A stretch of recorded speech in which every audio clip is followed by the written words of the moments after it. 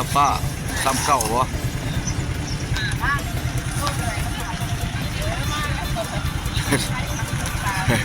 ปลาสดๆเนาะ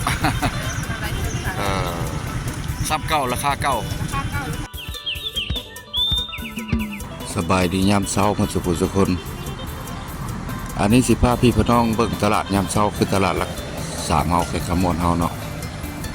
คนก็ซ้ำนี้แหละพี่น้องช่วงนี้ก็อากาศก็เย็นหลายแล้วส่วนมากยามเช้าก็สิมีแม่ค้าเนาะมื้อนี้ก็เป็นวันที่ว่าวันราชการเนาะเพิ่นก็เริ่มขึ้นตลาดเนาะแถวนี้ก็สิเป็นห้านขายยาตัวนี้เป็นบริเวณทางขึ้นเนาะทางมาแต่สวรรณเขตหรือว่าลัดมาจากกิโลเมตรเก้าก็ได้พี่น้องสิพาขึ้นไปเบิ่งว่ายามดึกเป็นอะไรเนาะตลาดยามดึกเปิด12 โมงเริ่มเปิดได้พี่น้องเพื่อเอาพักมาตะปักศอกปักเซเป็นตลาดซื้อขายตลาดนี้แหละเป็นตลาดซื้อขายก็เป็นตลาดใหญ่อีกตลาดหนึ่งเนาะวันนี้จะเป็นวันพระพี่น้องวันพระเนาะมันวันศีลเนาะหรือว่าวันพระตัวนี้จะเป็นห้านปิ้งแบ่เด้อทางหน้าห้านปิ้งแบ่อันนี้ก็คือบริเวณทางขึ้นมาจากคิวรถเมล์ขึ้นมาเส้นเดียวนี่เลยพี่น้องหรือว่าขึ้นทางสถานีก็ได้เนาะ26เขตขมวนเฮาขึ้นไปถึงพุ่นละกันใหญ่อยู่ตลาดใหญ่เนาะ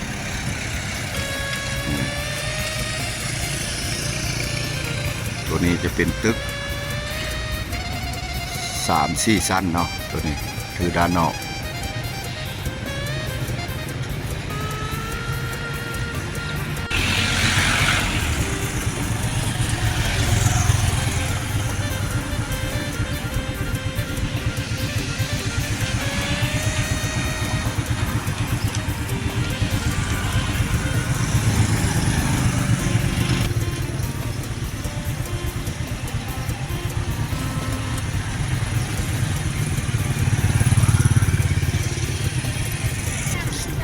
โลเท่าไหร่ละป้าซ้ำเก่าวะ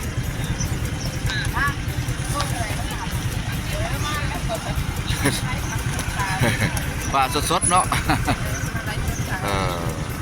ซ้ำเก่าราคาเก่าโอ้มีเขาขายดอกไม้เนาะวัดสินบ่เหมือนนี่เนาะพอได้ไปบุญทัดอีห้างบ่ ไปมาละมื้ออื่นมื้อสุดท้ายบ่ราคาเก่าพี่น้องปลาเนาะปลานิลปลาดุกเลี้ยงเนาะเพิ่นเลี้ยงใส่กระสังพี่น้องราคาเก่าขายอันนี้เพิ่นจะซื้อเมื่อหัวปูเนาะหัวปูนาไก่หรือว่ามหาไส้เนื้อมาลาดเนาะเต็มเลย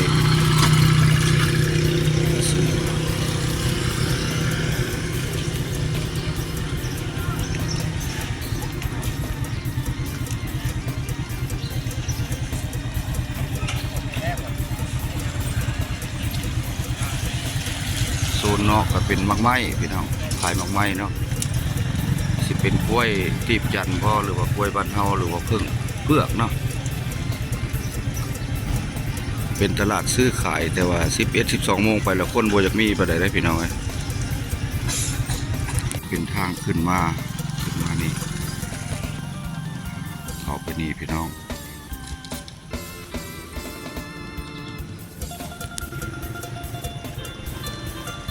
เพิ่นมุ่งใหม่พี่น้องเพิ่นมุ่งใหม่แล้วถือว่า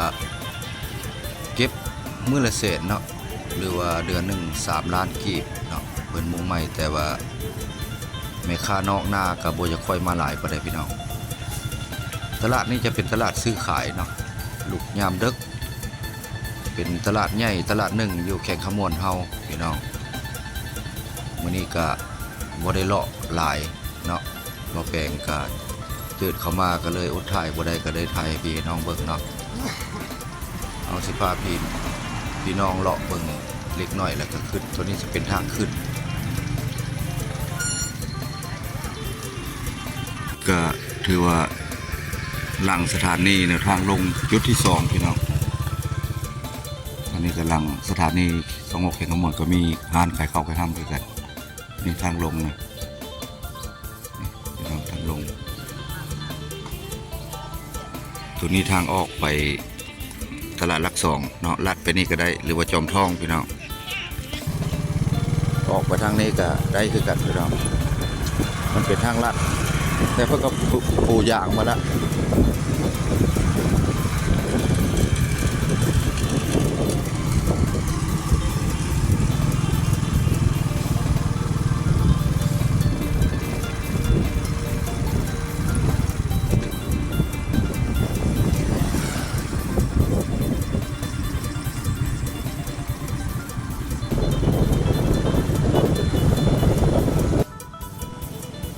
สูตรนี้จะลัดออกไปวงเวียนหลักสองพี่น้องเพราะว่าวงเวียนหลักสองนี่ก็เพิ่นกำลังขยายเส้นทางขึ้นไปทางสายทางเลขที่12เนาะก็ข้ามลงไปค่อยหลักสองตัวนี้เพิ่นกำลังขยายสายทางขึ้นไปเรื่อยๆเพราะว่าบ่าวแปลงจะได้ถ่ายเส้นทางออกไปเลยเนาะออกเมื่อบ้านไปแล้วยามเช้านี่ก็คนบ่ติดหลายเนาะรถก็บ่ติดเนาะคนก็บ่มีหลายปานใดพี่น้องตัวนี้ก็ขึ้นโน่นหลักสองแล้วพี่น้องลงค่อยหลักสองก็เป็นคิวรถเมล์เก้าคิวรถเมล์เก้าแต่ตอนนี้เพิ่นย้ายไปอยู่ทางนั้นพี่น้องคลิปนี้ก็บ่มีหยังเนาะพี่น้องเพราะว่าบ่าวแปลงได้อัปเดตน้อยหนึ่งเนาะให้พี่ให้น้องเบิ่งขอโทษขออภัยคลิปมันสั้นเกินไปเนาะแต่ว่ามาตลาดก็เลยได้อัปเดตเส้นทางให้พี่ให้น้องเบิ่งคลิปนี้ก็ภาพไปก่อนเด้อพี่น้องเฮาหมดสุขุสุคนเนาะคลิปหน้าคลิปในพบพอกันใหม่วิดีโอนี้ก็ขอปิดไว้เพียงซ้ำนี้พี่น้องโยอยู่ลงคอยลักสองคือคิวรถเมล์เก้าพี่น้องไปก่อนหมดสุขุสุคน